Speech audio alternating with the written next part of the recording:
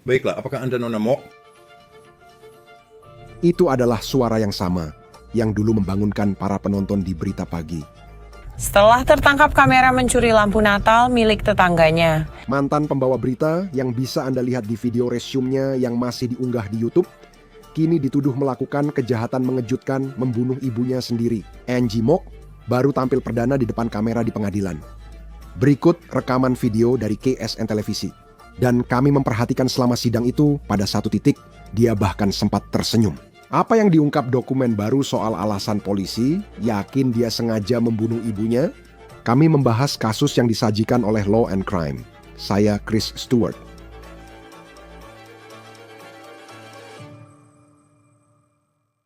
Sekarang, cerita yang kita ikuti hari ini adalah kisah mantan pembawa berita pagi yang dituduh membunuh ibunya sendiri, menikamnya berkali-kali hingga tewas. Ini menjadi berita nasional minggu ini karena sangat mengejutkan. Sekarang, inilah tersangka dalam kasus ini. Nama lengkapnya adalah Angeline Mok. Dia pertama kali muncul di pengadilan Wichita, Kansas minggu ini, usai ditangkap pada Halloween. Sekarang, dia menghadapi tuduhan pembunuhan tingkat pertama atas kematian ibunya sendiri. Saya akan memberikan informasi lebih lanjut tentang apa yang terjadi selama penampilan di pengadilan itu sebentar lagi. Tapi saya ingin mulai dengan membahas apa yang kita ketahui dari dokumen pengadilan dan polisi tentang apa yang diyakini pihak berwenang terjadi. Bagian hari Senin pada pukul 07.51 petugas menanggapi laporan penusukan di Blok 1500 East Crowley. Pada tanggal 31 Oktober, polisi menanggapi rumah ini di Wichita, Kansas untuk kasus yang awalnya disebut sebagai pemotongan. Itu rekaman audio menurut Broadcastify sebagian percakapan petugas dispatch. Saat pihak berwenang tiba di rumah ini, mereka menemukan Anita Avers yang berusia 81 tahun. Polisi menyatakan dia ditikam beberapa kali dan meninggal meski sempat dibawa ke rumah sakit. Mereka mengatakan mereka menemukan dia di tempat tidurnya di dalam rumah. Sekarang orang yang menurut polisi melakukan hal itu gadis yang sangat dibanggakan Anita, putrinya. Pembawa berita di foto profilnya, Angeline Mok, yang secara profesional dikenal sebagai Angie di televisi selama kariernya di berita lokal. Sekarang, ini adalah foto Angie dan ibunya, dan ini diposting pada tahun 2019. Jadi, Anda pasti bertanya-tanya saat melihat foto ini, apa yang sebenarnya terjadi ketika Anda melihat foto seperti itu? Nah, berikut ini yang kami ketahui tentang Angie Mok. Setelah tertangkap kamera mencuri lampu Natal milik tetangganya. Jadi, itu adalah rekaman portofolionya dari masa kerjanya di televisi lokal. Menurut LinkedIn, Mok bekerja di berita lokal lebih dari 1 dekade. Berita lokal memang jenis pekerjaan. Mungkin dari luar, kelihatannya glamour. Semua orang selalu tersenyum, terutama saat berita pagi. Tapi itu benar-benar pekerjaan yang melelahkan. Saya bisa memberitahumu itu. Dari LinkedIn dan resume-nya, terlihat bahwa sebagai jurnalis, Angie Mok benar-benar membayar harga perjuangannya. Karirnya dimulai November 2002 sebagai reporter olahraga di stasiun televisi Lincoln, Nebraska. Itu kota kecil, pasar kecil. Lalu dia naik tingkat melalui Rochester, Minnesota. Dia pernah di Missoula, Montana, lalu bekerja di Oklahoma City, dan akhirnya mencapai puncak karirnya di St. Louis. Dia membawakan berita pagi di sana dari Maret 2011 hingga Februari 2015. Setelah itu, dia tampaknya keluar dari dunia itu dan beralih menjual perangkat lunak. Sekarang, bukan hal yang aneh jika orang-orang meninggalkan dunia berita, apalagi kalau mengingat jam kerja yang aneh saat membawakan berita pagi. Jadi kita masih belum tahu sebenarnya, dari tahun 2015 ke depan apa yang terjadi dalam hidup Mok. Apakah dia menghadapi tantangan? Apakah dia pernah punya masalah kesehatan mental? Bagaimana hubungannya dengan ibunya? Kita belum tahu pasti, tapi pada 31 Oktober, polisi menyatakan Mok diduga membunuh ibunya. Apa yang menyebabkan itu? Sekali lagi, itu masih belum jelas. Sekarang, mengenai kejadian yang terjadi hari itu pada tanggal 31 Oktober. Ada seorang tetangga yang berbicara kepada KAKE televisi di Wichita, yang mengatakan bahwa Mok diduga berlari menghampiri dia dan pacarnya setelah pembunuhan itu. Sekarang, tetangga ini berkata, kutip, "Ada seorang wanita yang mendekati kendaraan kami dengan darah, seperti tangannya penuh, tubuhnya penuh dengan darah." Meminta untuk menelepon 911, tetangga itu mengatakan bahwa Mok mengambil ponsel mereka dan berlari masuk ke dalam rumah. Dia menggambarkan wanita itu, kutip, ketakutan. Kita belum dengar sisi Angie. Tapi, menurut Broadcastify, yang memungkinkan kita mendengarkan percakapan petugas polisi, dengarkan apa yang dikatakan oleh operator di radio. Jadi kutipannya, dia harus menikam ibunya untuk menyelamatkan dirinya sendiri. Jadi, apakah itu berarti ini bisa menjadi argumen pembelaan diri untuk Angie Mok? Kita lihat saja nanti. Jika ini argumen pembelaan diri dari pihak pembela, setidaknya dari polisi, mereka tidak setuju itu yang terjadi. Mok didakwa pembunuhan tingkat pertama, yang berarti ada unsur perencanaan jika dia terbukti bersalah. Ini adalah foto tahanan Mok. Nama lengkapnya sekali lagi adalah Angeline dan usianya 47 tahun. Ini adalah surat dakwaan pidana untuk kasus yang sedang disusun oleh jaksa. Dan dalam surat dakwaan itu, mereka menulis kutipan, Angeline Mok pada saat itu secara melawan hukum, dengan sengaja dan dengan perencanaan terlebih dahulu. Ini penting, membunuh seorang manusia. Anita menegaskan, kita tidak tahu bukti apa yang membuat polisi yakin ini pembunuhan tingkat pertama dan sudah direncanakan. Baiklah, apakah Anda Nona Mok?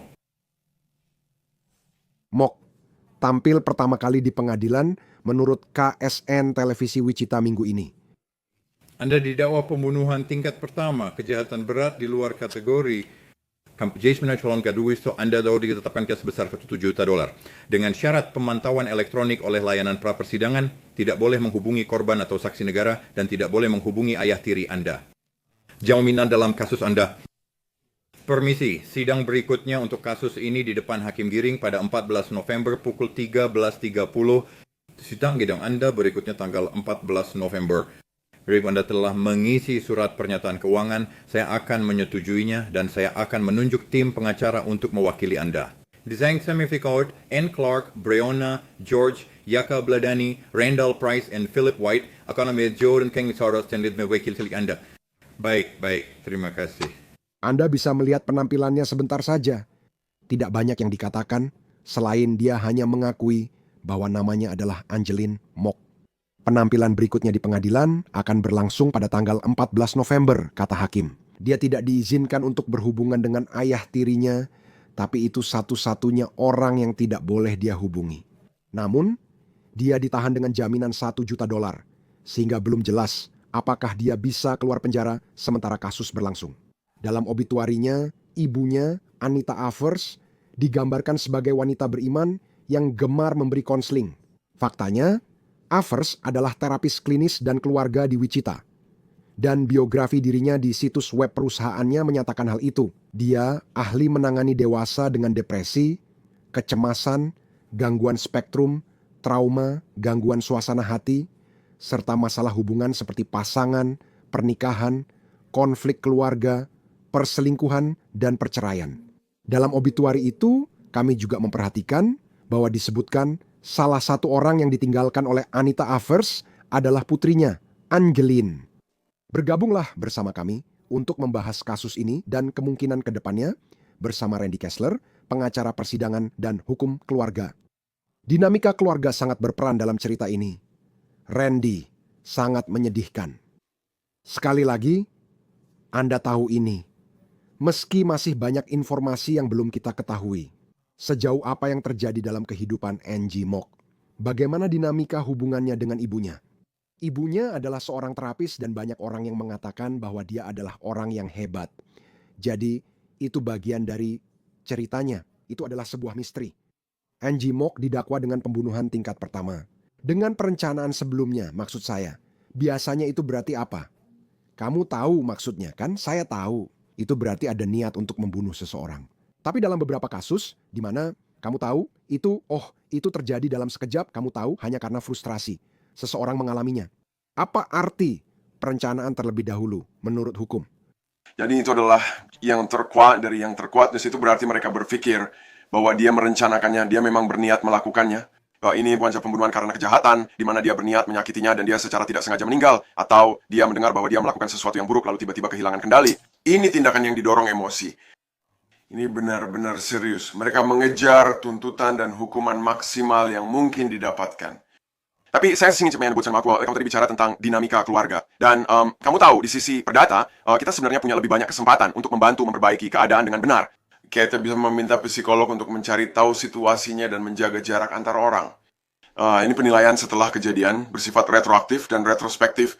Kita menggunakan psikolog hanya untuk memastikan ada atau tidaknya alasan atau pengurangan tanggung jawab terdakwa karena kondisi mental. Jika ini kasus perdata dengan korban selamat, pasti psikolog akan dilibatkan untuk mencari tahu, termasuk soal hubungan keluarga. Mengapa orang perlu bertemu satu sama lain? Tapi di sisi pidana itu seperti A tambah B sama dengan C. Jaksa jelas berpikir mereka punya cukup bukti untuk membuktikan bahwa itu sudah direncanakan, itu disengaja. Dia memiliki apa yang kita sebut mens rea, kan? Yaitu niat untuk menyebabkan kematian ibunya. Itu tuduhan yang cukup berat. Ya, dan sepertinya argumennya, setidaknya dari yang sudah diberitakan, adalah bahwa dia menelepon 911 karena membela diri. Bahwa dia bilang, kamu tahu, kalimat yang dikatakan petugas operator itu kurang lebih seperti dia harus menikam ibunya untuk menyelamatkan dirinya sendiri. Tapi betapa rumitnya, karena sejauh yang kami pahami, hanya ada 2 orang di ruangan itu dan hanya 1 yang masih hidup untuk bisa menceritakan apa yang sebenarnya terjadi. Bagaimana biasanya kasus-kasus seperti ini berjalan, baik untuk jaksa, penuntut maupun pembela. Saat Anda membuat argumen, pihak pembela pasti akan berargumen juga. Tampaknya dia sedang membela diri dan inilah yang harus dia lakukan. Jadi inilah yang muncul pertanyaan apakah terdakwa sebaiknya bersaksi. Itu selalu krusial. Dalam kasus ini, Dewan Juri bertanya-tanya kenapa dia tidak menyangkal padahal hukum tak mewajibkannya. Anda tidak boleh menyimpulkan apapun dari itu. Tapi Anda tahu dia punya kesempatan untuk mengatakan apapun yang dia mau tentang apa yang terjadi dan tidak ada yang bisa membantahnya. Jika sindaki ada kamera, tidak ada bukti lain, Anda tahu. Selama dia memahami bukti ilmiah dan tidak bertentangan dengan itu. Yang menarik saat itu adalah kata-kata dia melawan kata-kata mereka. Dia punya pembelaan bagus, lebih baik dari banyak orang dalam kasus serupa karena reaksinya cepat. Itu bukan, Anda tahu, kesadaran bersalah dengan melarikan diri atau menyembunyikan mayat atau mencoba kabur atau tidak menjawab telepon. Maksud saya, dia menelepon 911. Kita pernah melihat kasus di mana itu justru menjadi bukti terburuk terhadap seseorang. Mereka meninggal, namun mereka tidak menelepon 911 atau malah melakukan hal lain saat bersama orang yang meninggal. Dia menelepon 911 dan rupanya orang-orang yang dia lihat di luar, dia langsung berkata, saya harus melakukannya untuk membela diri. Ada hal lain dalam hukum yang kamu tahu, kita bicara tentang desas-desus, ya, dan pengecualian terhadap desas-desus, dan terkadang ketika sesuatu lebih mungkin benar daripada tidak, kita membuat pengecualian terhadap aturan desas-desus. Salah satunya adalah ucapan spontan, atau jika dalam peristiwa hanya bagian tindakan penyebabnya. 3 tahun kemudian dia bilang, saya tidak melakukannya, itu hanya desas-desus kecuali dia sendiri yang bicara. Jika dia langsung bilang saat kejadian, saya harus melakukannya demi menyelamatkan diri. Itu lebih mungkin benar daripada seseorang yang diam bicara dengan pengacara, lalu berkata, saya harus melakukannya karena kalau tidak, dia akan menyakiti saya. Itu suruh ada, dia sudah punya pembelaan. Pertanyaan saya sebagai pengacaranya, apakah itu cukup? Apakah punya cukup bukti untuk memenuhi beban pembuktiannya? Atau apakah kita perlu dia naik ke kursi saksi dan berkata, inilah alasan saya harus melakukannya? Dan sekali lagi, kita tidak tahu kenapa dia mengatakan itu. Dan mungkin kita akan mengetahuinya, mungkin juga tidak. Ya, menurut saya juga, karena kamu ada di satu sisi. Setahu kami, dia tidak punya catatan kriminal. Jadi sepertinya, setidaknya belum dilaporkan tidak ada masalah apapun di dalam rumah. Semua orang menyebut ibunya hebat. Seorang terapis yang menangani masalah kesehatan mental dan hubungan. Panggilan 911 bisa mendukungnya. Namun dia juga dituduh menikam ibunya beberapa kali. Saya sendiri belum pernah terlibat dalam perkelahian menggunakan pisau atau harus membela diri dengan cara seperti itu. Tapi saya bisa melihat jaksa berargumen dan mengatakan ini bukan hanya sekali, ini terjadi beberapa kali. Kita pun bertanya-tanya apakah itu termasuk buktinya. Bagi para pengacara dan jika pengacaranya saat mereka mulai memahami kasus ini. Dan saya tahu Anda juga menangani hal seperti ini di ranah perdata dalam beberapa hal. Tapi seperti bagaimana percakapan awal itu seperti Anda tahu, Anda punya seseorang yang Anda tahu terlibat dalam kasus pidana. Dia bisa saja menghabiskan hidupnya di penjara. Bagaimana Anda mulai mencari tahu yang sebenarnya terjadi? Ya, Anda harus mendengar ceritanya kan? Maksud saya karena situasinya terlihat sangat buruk. orang seperti awat yang perlu membela diri dari seorang wanita berusia 80 tahun. Nah, sekarang memang ada beberapa wanita berusia 80 tahun. Wanita yang mungkin jauh lebih tangguh dan kuat daripada beberapa wanita usia 47 tahun. Itu tidak mustahil, tapi aku ingin tahu alasannya. Maksudku, kita berurusan dengan orang-orang gila, kita berurusan dengan pengecualian, kita tidak berurusan dengan orang-orang normal, rasional, sehari-hari. Oh, jadi hal-hal yang masuk ke kantorku dan hal-hal yang kamu liput, kadang-kadang memang ada penjelasannya, tapi aku perlu tahu apa penjelasannya. Lalu, pertanyaannya, apakah itu akan diterima oleh juri? Apakah juri akan mempercayainya? Meskipun itu benar, kau tahu, meskipun itu benar, sudah ada banyak orang yang punya pembelaan yang sangat valid, tapi pembelaan itu begitu di luar jangkauan apa yang mungkin dipercaya orang. Jadi kamu harus mulai mencerna itu. Dan kau tahu, kita sebenarnya cuma menebak-nebak. Kita sama sekali tidak tahu kenapa dia harus membela dirinya sendiri. Ayo, cukup terkejut kita belum mendengar alasan gangguan jiwa, kesehatan mental, atau pembelaan tidak waras. Mungkin dia tiba-tiba kehilangan kendali, padahal biasanya rasional dan waras. Sesuatu dalam dirinya tiba-tiba lepas kendali saat ia teringat masa kecil ketika ibunya menyiksanya. Dulu kamu sering pakai kata-kata tertentu, semua ini karangan saya, bukan tuduhan. Tapi ibunya dulu sering berkata, tidak sayang, kalau kamu tidak makan kue coklatmu, kamu tahu apa yang akan kami lakukan padamu. Yang dia mengulangi setak katanya, yang langsung berdampak dan membuatnya kambuh lagi. Stark meistens saya, dia adalah hal yang masuk akal bagi saya. Jika ada sesuatu, saya melakukannya karena saya pikir saya dalam bahaya. Saat kecil, ibunya lebih kuat, tua, dan berkuasa. Bagaimana jika dia kembali jadi gadis kecil yang dulu jadi korban?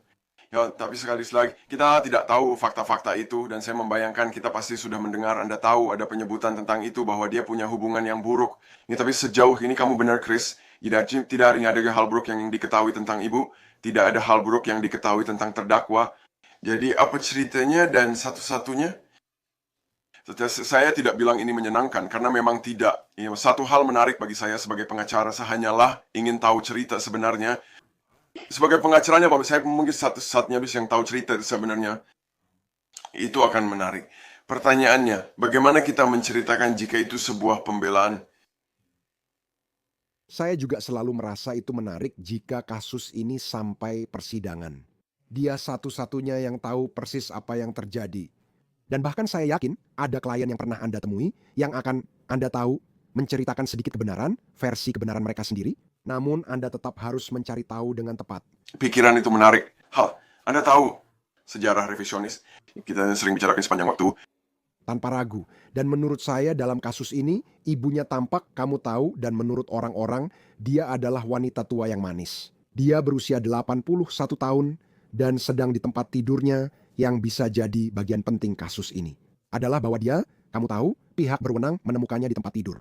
Kamu punya wanita 81 tahun ini dan pandangan orang luar tentang dia seperti yang mereka kenal. Dan kita akan lihat apakah ada informasi lebih lanjut yang keluar. Dan dia ditusuk beberapa kali. Lalu kamu punya tersangka yang berusia 47 tahun yang merupakan perbedaan usia yang sangat besar dalam kasus-kasus seperti ini.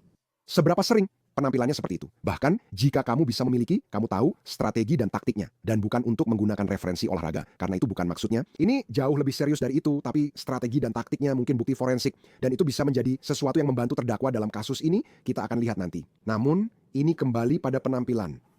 Bagaimana kamu membela diri dari wanita berusia 81 tahun di tempat tidur? Maksud saya, seberapa sering hal-hal yang sifatnya dangkal seperti itu mempengaruhi keputusan juri, dan itu bisa menjadi perbedaan antara wanita ini dibebaskan atau wanita ini menghabiskan sisa hidupnya di penjara. Saya setuju dengan analogi olahraga, itu bagus. Menurut saya dia butuh pembelaan lebih baik kan. Dia butuh lebih banyak pemain bertahan, lebih banyak pemain lini pertahanan yang kuat. Seperti saksi lain yang berkata, ya bu kami memanggilnya nenek karena usianya 80-an. Tapi korban memang punya kecenderungan untuk melakukan hal-hal seperti itu atau mengancam. Atau dia tahu informasi orang dalam yang akan diungkapkan ke pihak berwenang sebagai bukti kejahatan terdakwa. Tapi kamu butuh pembelaan lain selain dari apa yang kita tahu. Yang kita tahu adalah mereka berdua saja di sana. Dia ditusuk lalu terdakwa keluar sambil berkata, panggil polisi, aku harus lakukan ini. Jadi dia yang melawannya. Tapi kenapa? Apakah kalian yakin tanpa ragu dia sengaja melakukannya? Dari yang kita lihat, saya tidak tahu apakah ada buktinya. Tapi kalau saya jadi pembela, saya pasti ingin punya sesuatu yang lain. Yang membuat klien saya terlihat normal, rasional. Kamu tahu, seorang manusia yang baik. Dan dia punya alasan untuk percaya bahwa hidupnya dalam bahaya. Dan inilah alasannya. Kita belum tahu apa itu. Identitas tim yang akan menceritakannya, atau akan lebih baik lagi jika dia punya saudara kandung, atau anggota keluarga, atau seseorang yang bisa datang dan mengatakan, ya, banyak orang menganggap ini gila, tapi saya akan jelaskan alasannya. Perempuan berusia 80 atau 81 tahun ini sebenarnya pernah mengancam seperti itu dan selalu menyimpan pisau di bawah tempat tidurnya. Dan ini mengalami apa Anda tahu, kilas balik saat dia disiksa waktu kecil, dan dia selalu mengancam seperti itu. Jika suam pernah mengatakan X, Y, dan Z, pasti ada cerita lain selain milik mereka, agar saya bisa percaya dia tidak bersalah.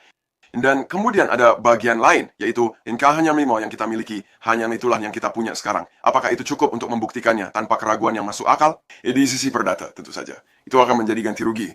Akan ada gugatan hukum di mana Anda tahu korban, maksud saya terdakwa, membunuh korban. Tapi untuk apa? Apakah itu disengaja? Itu pembelaan diri atau tidak? Ini memang sulit. Bahkan dalam kasus pembunuhan, saat kamu mengenal korban, Anita Avers, dia sudah tidak bersama kita lagi dan dia tidak bisa menuntut. Tapi aku akan memikirkan suaminya yang merupakan ayah tiri dari Angie Mock. Aku memikirkan anggota keluarga inti dari korban ini. Kerusakan yang telah terjadi pada mereka. Karena ibu mereka diambil sebelum waktunya. Apakah mereka bisa menuntut seseorang dalam kasus ini? Maksudku, bagaimana kelanjutannya? Sejauh berapa banyak anggota keluarga besar, kamu tahu, keluarga inti, keluarga besar, orang-orang yang mengenalnya? Maksudku, siapa yang bisa terlibat? Di sisi perdata? Pasangan punya hak utama. Istilah perdata untuk pembunuhan tetap pembunuhan. Ya, apakah itu pembunuhan yang disengaja, pembunuhan perdata, atau pembunuhan karena kelalaian? Apakah seseorang membunuh orang lain secara tidak sengaja, seperti dalam kecelakaan mobil? Kamu tahu, kamu tidak berniat membunuh seseorang. Tapi itu yang kita sebut sebagai perbuatan melawan hukum, kan? Itu adalah kesalahan. Itu adalah kesalahan perdata. Selain pidana, itu juga kesalahan perdata. Sekarang memang benar, banyak perusahaan asuransi, jika memang ada asuransi sama sekali, tidak harus menanggung tindakan yang disengaja. Saya tidak bisa beli asuransi dan minta perlindungan jika membunuh keluarga, karena mereka tidak akan melindungi.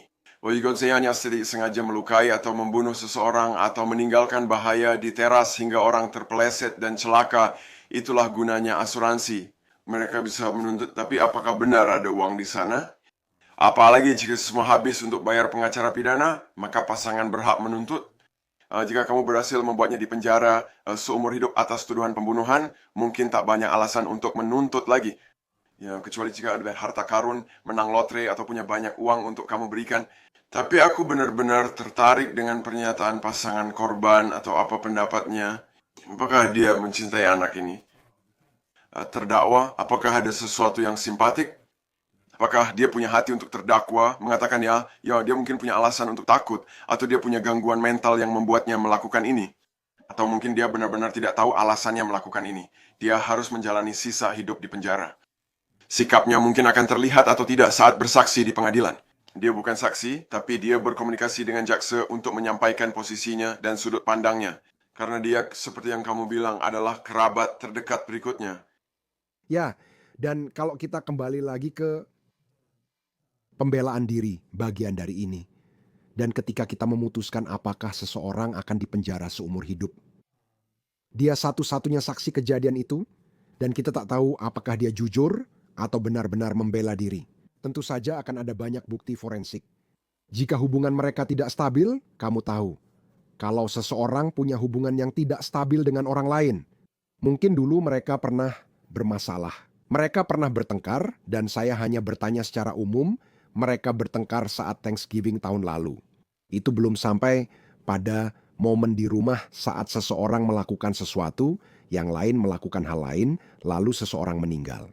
Seberapa besar hubungan sebelumnya itu mempengaruhi apakah ini pembelaan diri atau bukan? Saya juga nanti akan berargumen begitu singkat di Pamlo. Dan jika itu yang kamu punya, mungkin ada cara lain. Contoh lain, Chris, mungkin ketika korban, ibunya tahu bahwa putrinya telah selingkuh dari kekasihnya, atau telah tidak setia, atau telah melakukan sesuatu yang salah, dan dia harus menanggung konsekuensinya, dan bercerai atau membayar kembali uang yang mereka curi. Dan mereka mengancam akan berkata, kamu tahu, nak, ibu sudah tua, dan sebelum ibu meninggal, ibu ingin menebus kesalahan.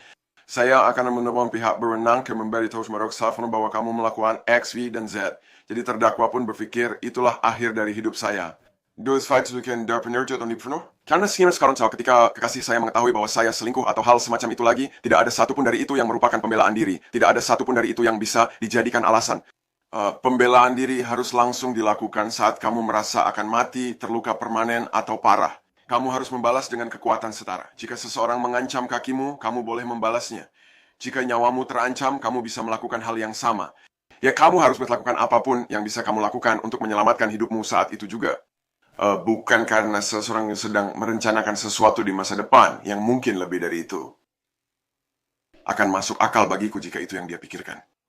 Bagaimana mungkin wanita usia 80 atau 81 tahun bisa mengancam melukai fisik wanita usia 47 tahun? Itu memang lebih sulit untuk diterima, meskipun bukan sesuatu yang mustahil.